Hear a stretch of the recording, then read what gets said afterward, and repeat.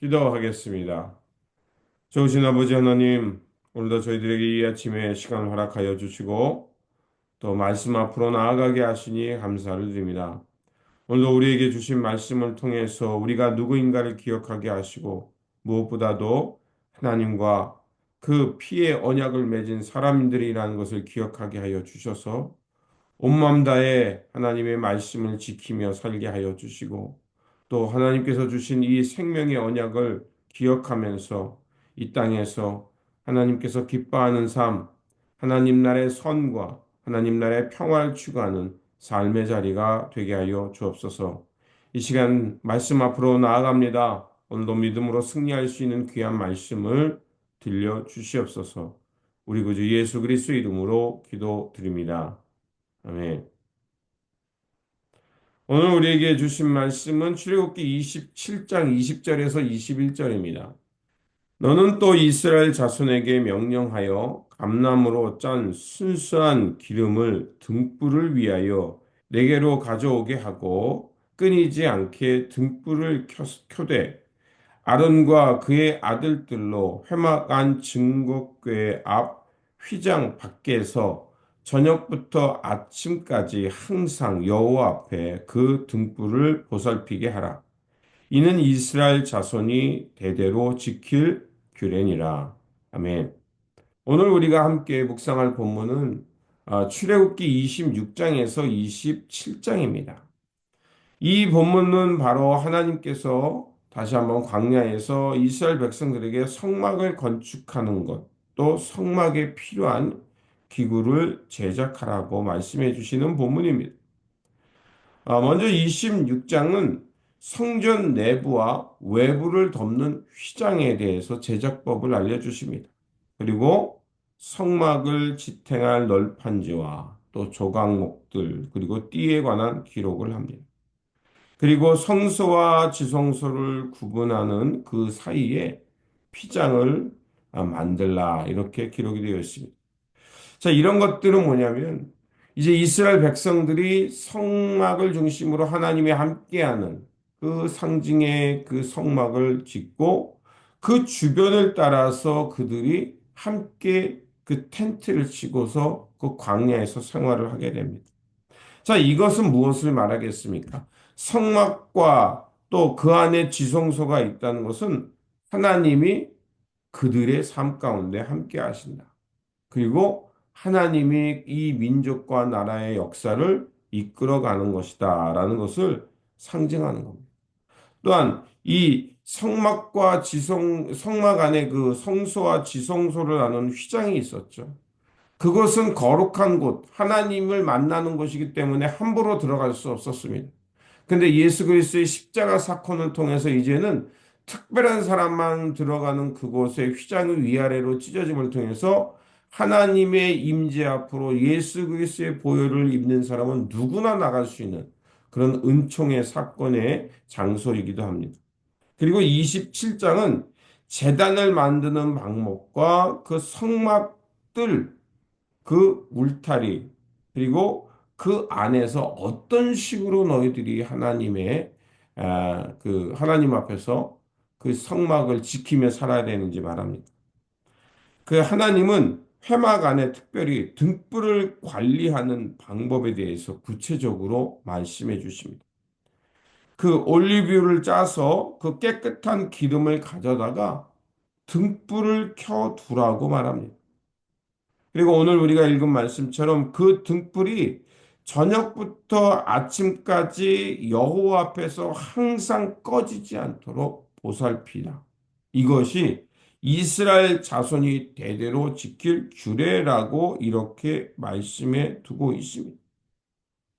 그렇다면 이 등불이 의미하는 건 무엇일까요? 등불은 광야에서 그 불이 켜짐을 통해서 이스라엘 백성들을 안전하게 보호하는 역할을 했을 뿐만 아니라 이 증거궤와 등불은 이스라엘 백성들로 하여금 보이지 않는 하나님을 보고 경험할 수 있는 하나님이 지금 이 안에 계시구나. 이렇게 우리를 불을 밝히면서 어두움을 물리치시고 또 외부의 그 사나운 짐승으로부터 우리를 지키시는구나. 이런 것들을 기억하고 또 경험하게 했던 것입니다. 또한 그 등불이 저녁부터 아침까지 저녁 내내 꺼지지 않고 밝히도록 하라고 했던 것은 무엇이냐면 하나님이 이스라엘 백성들을 이 광야 가운데서 그들을 지키시는 하나님, 그들에게 불빛을 통해서 임재할 뿐만 아니라 그들을 인도하시고 항상 꺼지지 않는 등불처럼 변함없이 자신들을 지키시는 하나님을 믿게 하는 것이었습니다. 그래서 21절에 이렇게 다시 한번 얘기하고 있죠. 아론과 그의 아들들로 회막안 증거궤 앞 휘장 밖에서 저녁부터 아침까지 항상 여호와 앞에 그 등불을 보살피게 하라.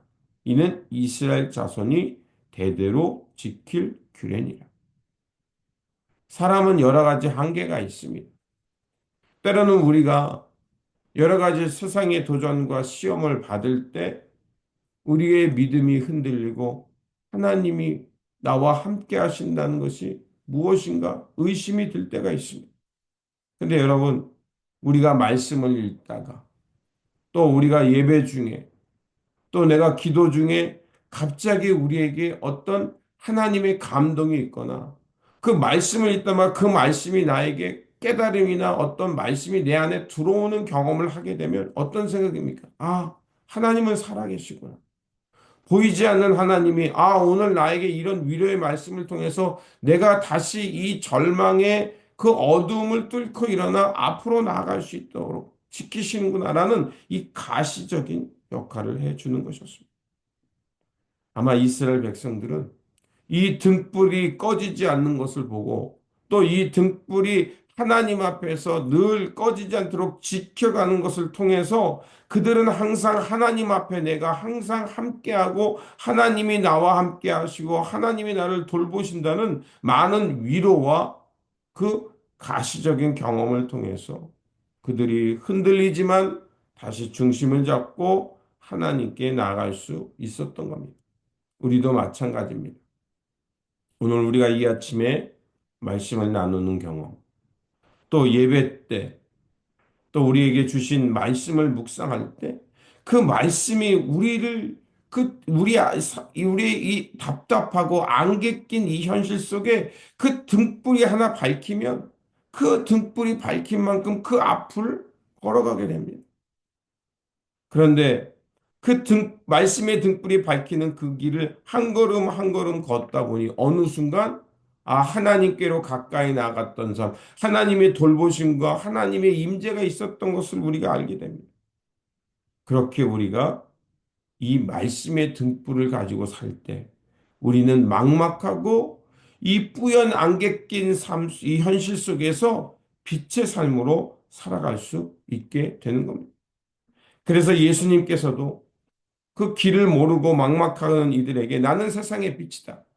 나를 따르는 자는 어둠에 다니지 아니하고 생명을 얻으리라는 그 요한복음 8장의 말씀처럼 오늘 우리에게 예수 그리스도의 빛이 우리와 함께할 뿐만 아니라 말씀의 등불이 우리의 발걸음을 인도하고 있음을 여러분이 깨달으시며 또 그 말씀의 등불을 함께하며 살아가시길 바랍니다. 그러므로 항상 하나님의 말씀의 등불이 꺼지지 않도록 우리가 그 등불을 잘 관리하고 또 그 말씀을 통해서 우리에게 공급하는 하나님의 그 영적인 양식 또 하나님에 대한 경험 이런 것을 통해서 늘 주님과 동행하며 주님께서 이끄시는 생명의 빛 가운데 걸어가는 삶이 되시기를 주님의 이름으로 축원드립니다.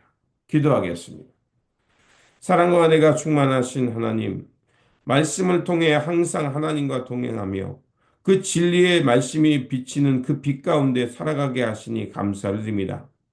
주님 앞에서 언제 어디서나 꺼지지 않는 등불을 밝히는 것처럼 말씀의 등불을 우리 앞에 밝힘을 통해서 주님을 온 마음 다해 사랑할 뿐만 아니라 말씀이 비치는 진리의 빛 가운데 살아가는 그 참된 예배자들, 그 순례자들이 되게 하여 주옵소서. 우리 구주 예수 그리스도 이름으로 기도드립니다. 아멘.